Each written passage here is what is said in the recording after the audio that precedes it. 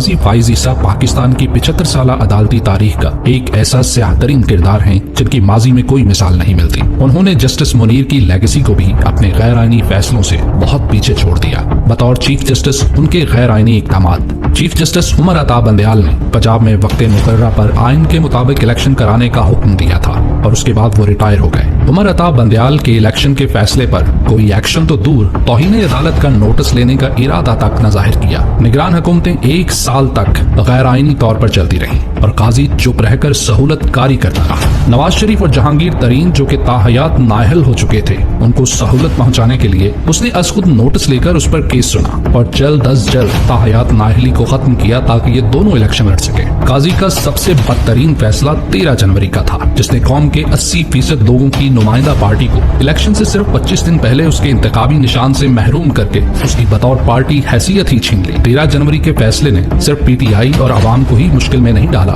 بلکہ ایک ایسے غیر آئینی اور غیر منصفانہ نظام کی بنیاد ڈالی کہ آگے چل کے اس ایک فیصلے کی وجہ سے آج تک پی ٹی آئی اپنی مخصوص نشستوں سے محروم ہے۔ عوام نے گھروں سے نکل کر قاضی کے اس فیصلے کو مکمل طور پر غیر مؤثر کر دیا، لیکن پھر راتوں رات فارم 45 کے نتائج کو تبدیل کر کے فارم 47 کے ذریعے ہارے ہوئے لوگوں کو کامیاب کروا دیا گیا۔ اور قاضی نے الیکشن کمیشن سے اس حوالے سے پوچھ گچھ کرنے کی ضرورت سمجھی، نہ اس حوالے سے درخواستوں پر کوئی فیصلہ کیا، اور ہمیشہ الیکشن کمیشن کے غیر آئینی اقدامات کو تحفظ فراہم کرتا رہا۔ الیکشن کی تاریخ جب فائنلی اناؤنس کی گئی تو آروز کو ہمیشہ کی طرح عدلیہ سے لینے کی بجائے انتظامیہ اور بیوروکریسی سے لینے کا فیصلہ سامنے آیا۔ پی ٹی آئی نے جب اس فیصلے کو ہائی کورٹ نے چیلنج کیا تو راتوں رات الیکشن کمیشن سپریم کورٹ پہنچا اور اگلے ہی دن قاضی نے عدالت لگا کر بنا پی ٹی آئی کی نمائندگی کے یا نوٹس بھیجے فیصلہ کر دیا کہ آروز بیوروکریسی اور ڈسٹرکٹ ایڈمنسٹریشن کو الیکشن کروانے کے اختیارات دے دیے گئے۔ اور پھر اس فیصلے کی وجہ سے کیا کیا تماشے ہوئے، انہیں قاضی چپ چاپ بیٹھ کر دیکھتا رہا۔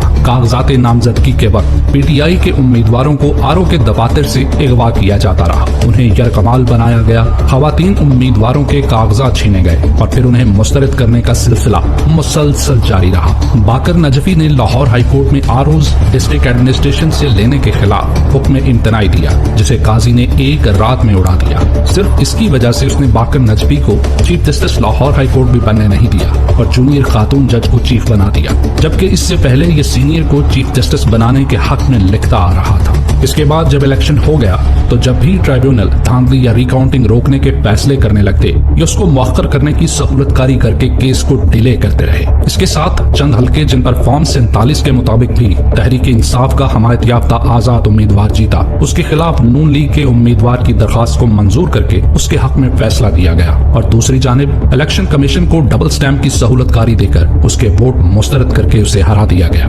آخری کاری ضرب 63A کا فیصلہ دے کر ہارس ٹریڈنگ کا راستہ ہموار کیا گیا اور 26ویں ترمیم کی راہ میں حائل رکاوٹ کو دور کر دیا گیا، اور جس کے نتیجے میں نہ جانے کتنے لوگ اغوا ہوئے، کتنے گرفتار اور کتنوں کے گھر بار تباہ کیے گئے۔ اور جب بھی سکون نہ ملا تو جاتے جاتے بھی عجیب و غریب اختلافی نوٹ لکھ کر حکومت اور الیکشن کمیشن کو اکسار رہے کہ وہ مخصوص نشستوں پر فیصلے پر عمل درآمد کے پابند نہیں۔ تحریک انصاف انتخابی نشان کے خلاف فیصلے کے ریویو کے لیے بہت مرتبہ استدعا کرتی رہی، لیکن وہ کیس التوا کا شکار ہوتا رہا۔ اس کے بعد اپنا ہی بنایا ہوا بینچ توڑ کر خود کی سربراہی میں ایک نیا بینچ بنایا اور اپنے جانے سے 1 ہفتہ پہلے اس کیس کو سماعت کے لیے مقرر کر دیا، جس پر پی ٹی آئی کے وکلاء نے ان پر عدم اعتماد کرتے ہوئے لارجر بینچ بنانے کی استدعا کی۔ قاضی نے اس استدعا کو مسترد کر کے درخواست ہی خارج کر دی۔ ملٹری کورٹس کے خلاف فیصلے کی نظر ثانی اپنی پوری مدت میں لگنے نہیں دی۔ تحریک انصاف کے ورکر حسان نیازی آج تک ملٹری کسٹڈی میں ہے۔ اسلام آباد کے 6 ججز نے جب خط لکھ کر قاضی کو شکایت کی کہ عمران خان کے کیسز میں ان پر من پسند فیصلوں کے لیے دباؤ ڈالا جا رہا ہے،